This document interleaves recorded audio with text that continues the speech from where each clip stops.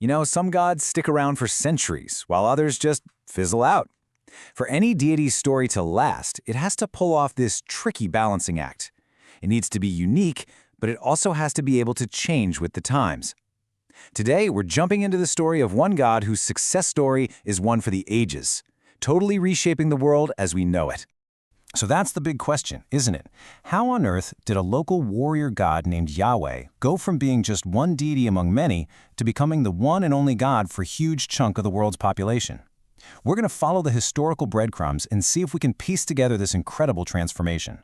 Yahweh's journey is just a masterclass in this delicate dance. You got to be different enough to stand out, but flexible enough to survive whatever history throws at you. So where do we even start? Well, the very beginnings of Yahweh are kind of lost to time, but the earliest clues we have don't point to Jerusalem or the hills of Judea.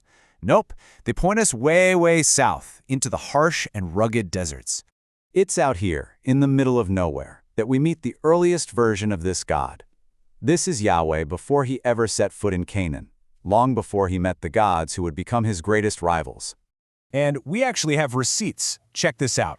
Our first real hints pop up way back in the 14th century BCE. We've got Egyptian records talking about these nomadic raiders they call the Shasu of Yahweh. A century later, we get the Merneptah stele, which is the first time the name Israel ever appears in history. But the real smoking gun, that doesn't show up until the 9th century with the Mesha stele. That's our first solid archaeological link between the nation of Israel and their god, Yahweh. So piecing all this together, we can kind of define this first phase as primitive Yahwism. And you've got to understand, this was not the religion of a settled people farming their land.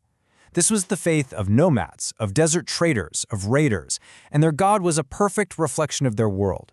Harsh, dangerous, and often violent. So who was this early Yahweh? Well, he was a fierce warrior god, the kind you'd associate with a raiding party.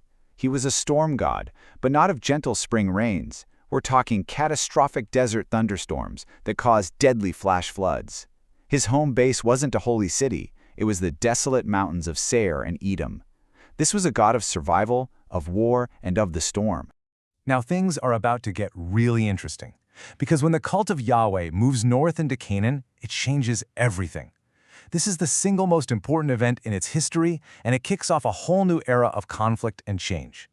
And you got to understand the timing here. This didn't happen in some peaceful, stable period. No way. This was during the Late Bronze Age collapse, a massive, system-wide failure across the whole region. Empires were crumbling, cities were being abandoned, it was total chaos. And in that chaos, in that power vacuum, new groups and their gods had a chance to rise. It was the perfect storm for a tough, scrappy cult with a warrior god to find a new home. So when Yahweh's followers show up, who's already there? They walk into a land that has its own established pantheon. You've got El, the wise old patriarch running the show. Then there's Baal, a powerful warrior and storm god himself. And of course, Asherah, the great mother goddess, El's wife. These were the gods on the block, and Yahweh was the new kid in town. What happens next is just fascinating.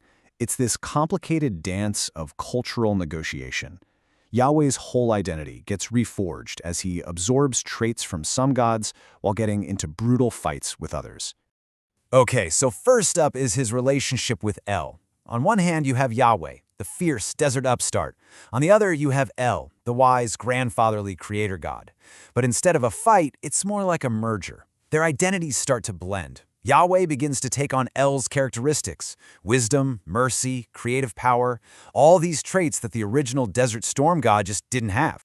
And get this merger has a crazy legacy that's still with us today. When you picture God as an old man with a long white beard up in the sky, you're not actually picturing the original Yahweh. You're picturing the Canaanite god El.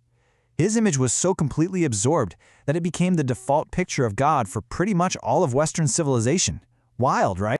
But the story with Baal, it was the complete opposite. This was pure rivalry. And why? Well, because they were just too much alike. Yahweh was the storm god of the desert, Baal was the storm god of the coast. You can't have two alpha storm gods competing for the same job in the same territory. This was a zero-sum game. One of them had to go. This rivalry was just relentless. It's like they were so similar, they had to fight for their own identity. Yahweh's followers literally start stealing Baal's best lines, like his awesome title, Rider Upon the Clouds. They take Baal's myths, like his big fight with the sea monster Yam, and they just rewrite them as Yahweh fighting a monster named Leviathan. And, unlike the peaceful merger with El, the prophets were dead set against any mixing with Baal worship, and eventually, they basically drove his cult into the ground. Oh, and because Yahweh merged with El, he also inherited El's wife, the goddess Asherah. I mean, we've found ancient inscriptions that literally say, Yahweh and his Asherah. But wow, was this a huge point of contention. While some people were probably fine with it, the hardcore Yahweh-only groups, especially down south in Judah, fought tooth and nail to stamp out any worship of her. And that brings us to the final act in this drama. This is where a few key political and religious moves take Yahweh from being just one nation's God to being the God of the entire universe. So how did they pull it off? It was basically a four-step process. First, you get the rise of monolatry. That's the idea that, okay, other gods might exist, but we only worship our God, Yahweh. Next, you get centralization. Ambitious kings like Josiah figured out they could consolidate their own power by saying Yahweh could only be worshipped in the capital, Jerusalem. But the real game changer? The Babylonian exile. When the people were dragged from their homeland, they had a choice. Was our God defeated? And their answer was no. Our God isn't tied to one place. He can be anywhere. And that right there is the spark that leads to the final step, true universalism. The belief that Yahweh isn't just their God, he's the one and only God of everything. And there you have it. The mystery is solved. That primitive warrior storm god of the desert raiders gets blended with his rivals, gets reshaped by political crises, and ultimately gets promoted to become the one universal God of Judaism. And it was this incredible transformation that laid the theological groundwork for both Christianity and Islam to build upon. So in the end, Yahweh's journey is this incredible story of evolution, of adaptation, of conflict, of survival. It's a perfect case study in how an idea can navigate the absolute chaos of history to not only survive, but to win. Which kind of leaves us with a bigger question, doesn't it? What does this story reveal about how ideas themselves can conquer the world?